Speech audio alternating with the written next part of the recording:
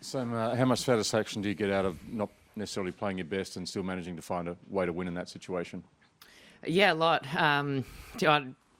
At this point in time, could care less how I played if I won. So, look, it was really tricky today. She has all different sorts of paces. Sometimes she gives you nothing, then she can really hit it. And look, it was really tough out there today. So to get through that one in straight sets, I'm really happy. How crucial was that triple break point save? I think down 4-2 in the first set, and you let a little come on after the first point, and then obviously that seemed to spark you in a pretty big run as well. How can you just talk about that? Yeah, obviously that was a big moment. 5-2 is a hell of a lot different to 4-3, and then it's probably even more so when they've just had 3 break points and really almost feel like they're in total control of the match. So that was really big to get out of that game, and I kind of slowed the ball down a little bit and realised I wasn't able to hit winners and necessarily get rewarded straight away in the points, and just tried to work it a little bit more, and that really started working, and then I was able to get on a bit of a roll then from that point on. So that was I guess a really crucial time of the match. It seemed to kind of suck the life out of your opponent as well a little bit. Did you sense that she'd realised that she'd let quite a big opportunity slip, and it seemed to rattle her confidence a bit? Did you sense that? Yeah, I mean, I think it's probably pretty normal from that position. Then you end up losing 4 games straight and you lose a set to be a little bit down. But having said that, then she got a 3-1 lead in the second set as well. So I guess that whatever she was feeling, if it was a negative kind of impact from that point, she didn't obviously dwell on it for too long, and then really bounced back well in that second set. And I got back down again and had to kind of reset and reevaluate what was going on. It was kind of like that the whole way through. Okay, what's happening now? I've got to do this, got to do that, and always just trying to adjust and find a way.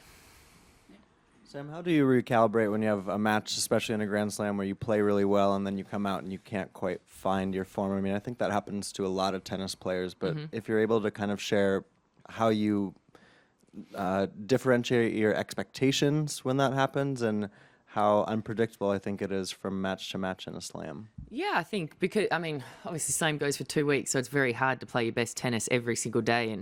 And I guess given the way the weather's gone and everything, I've almost played every single. Tomorrow's only my second day off for the tournament, so it's hard to, I guess, keep that same feeling and momentum and everything going every single day when it gets draining, I guess. So, I think typically whoever wins a Grand Slam, they don't always play their best tennis every single day, but they find a way to win, and that's what I was able to do today. I still thought I played well, and I played an opponent who was playing very well and had been the whole week. So it's not easy, and not everything was always on my racket today. So like I said, to get through it, no matter what the circumstance, I'm very pleased with that.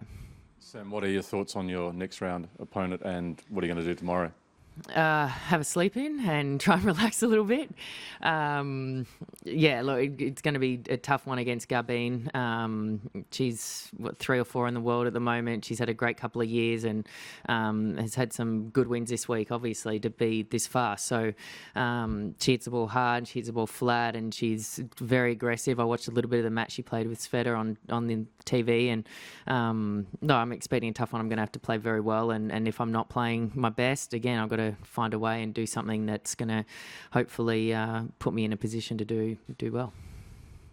Sam, I suppose it's been quite a while since you've gotten this deep at Roland Garros before, and your ranking's probably not as high as it was back in the day when you were consistently going deep here. Did you get the sense at all that people might have written you off or didn't think you could do this again, you didn't have it in you again, and how satisfying is it to do it? I think tennis is in general very reactive, and you can have a great year or two and then you have a slump and everyone writes you off. I mean, I think even people write off Roger and Rafa, so if they're going to write them off, they're going to write off everyone else. So but I think it all really comes down to how you feel about what you're doing, and if you feel like you're still healthy, doing everything you need to, training well, training hard, and feel like you can still compete with the best players in the world. And I always still felt like that, but there's obviously been a few dips along the way there. So it's just important to, I guess, really believe in yourself and what you're doing, and know that, okay, if I keep doing this, I can turn it around. Sam, you were saying the other day, and have been saying, that once you're at the top of the game, that doesn't go away regardless of the slumps. And how hard, though, was it to constantly believe, I'm a Grand Slam champion, and it is still there, that it hasn't gone away? It's very hard sometimes, but I think at the end of the day, it's probably true. So, but yeah, it doesn't necessarily make it any easier. Maybe that even makes it harder, knowing that you've been able to accomplish something as good as that. So lots happened, I guess, since I won US Open and since I was in the top 10 for a few years, and I guess I wasn't thrilled with my ranking, with where it was recently. So it's you got to find a way to try and get back up there, and constantly tell yourself, okay, if you're doing the right things, it can come back. And like I said the other day, things can turn around very quickly. So if you're doing that and you've got it in you, then I do believe you can have a resurgence. But can you tell us what changed in the last 5 years? I mean, what is the difference in the game of Sam Stosur that won the US Open and right now? I think I probably move better now. So I think part of me, in some ways,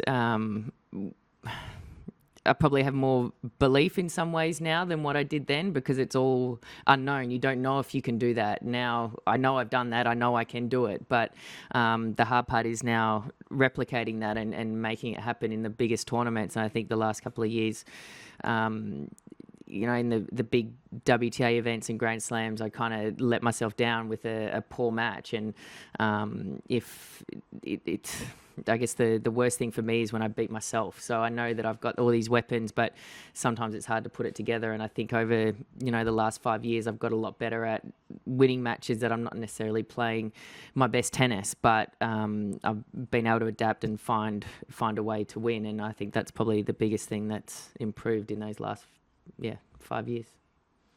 Sam, at what point do you start to really believe that you can win the whole thing? And I suppose, do you currently think that that's a realistic thing? You're a 1 in 4 chance at this point?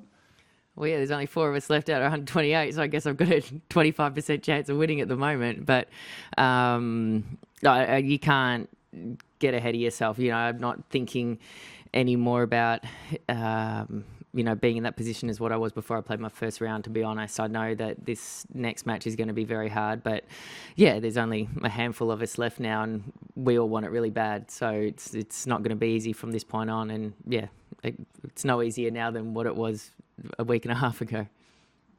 Sam, your backhand has been quite something. It's been pretty resilient throughout the tournament. And I think in the past you've said, you and Dave have both had the philosophy of you back your strengths, that the forehand, the serve, get better on those and kind of mitigate the backhand. But can you talk about the work that you've done on that backhand? Because it's held up really well here.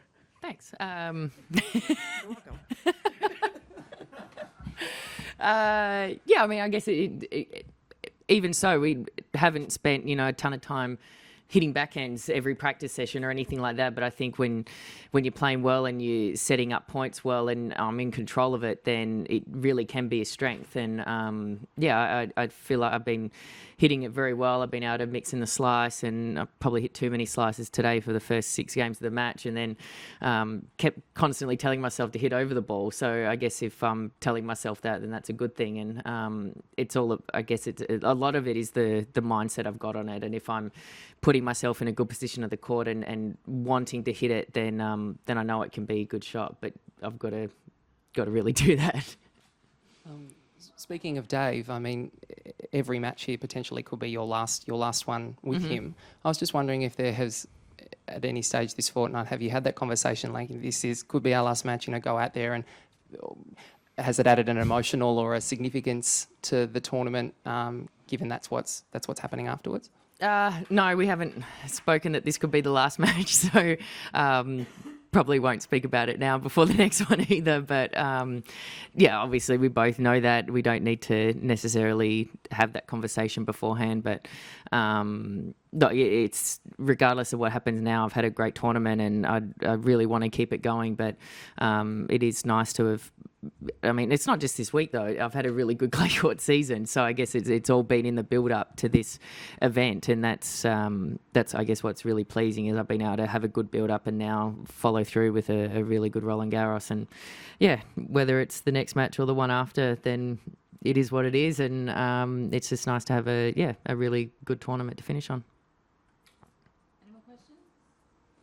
No? Okay, thank you very much. Thank you. See you radio. Hi. Won't keep you long. Okay. Congratulations.